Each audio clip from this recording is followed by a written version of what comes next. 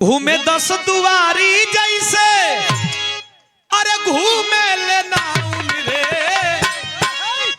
छोड़ते हमार हो गई छोड़ते हमार हो गई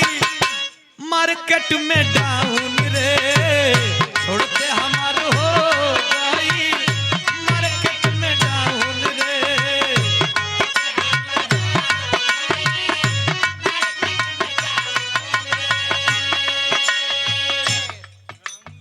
जैसे घूमे ले डाउन रे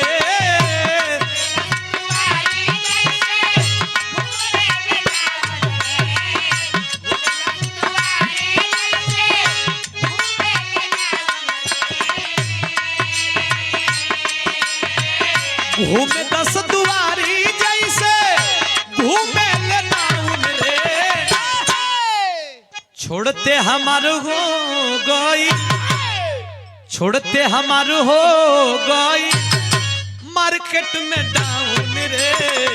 छोड़ते हमार हो गई मार्केट में आओ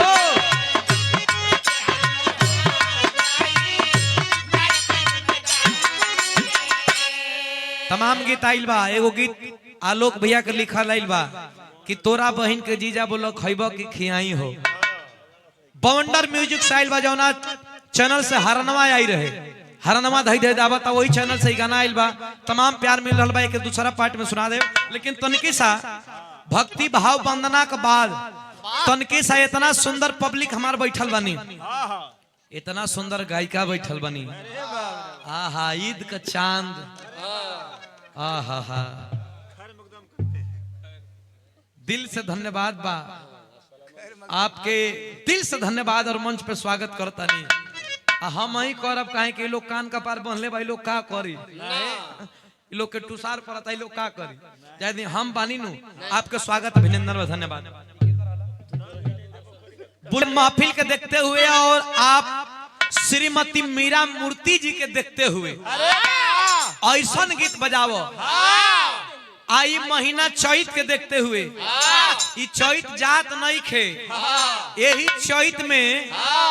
का आदमी ना देख लो तब वो जाए का नाम तो ऐसा गीत बजावो तनी सबके आनंद मिल जा संगे संगे हमर ये मतलब कुछ कहो कुछ हिला तकारी जहाज अच्छा जहाज हियो ए आओ मास्टर तो चैत के महीना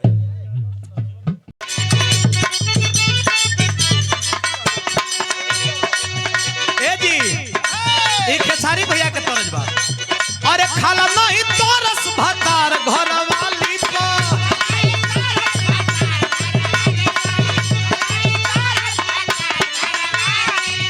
अरे लग जाई गोरहन जवानी हरियाली को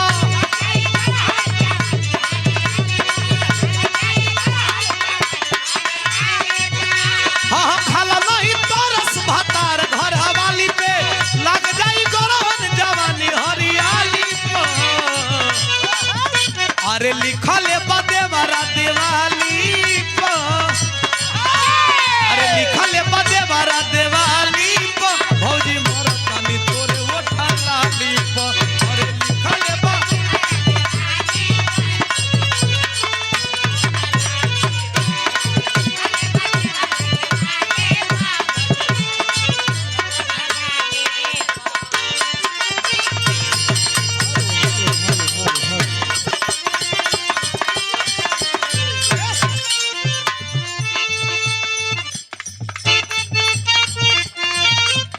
और हम लोगों के बीच में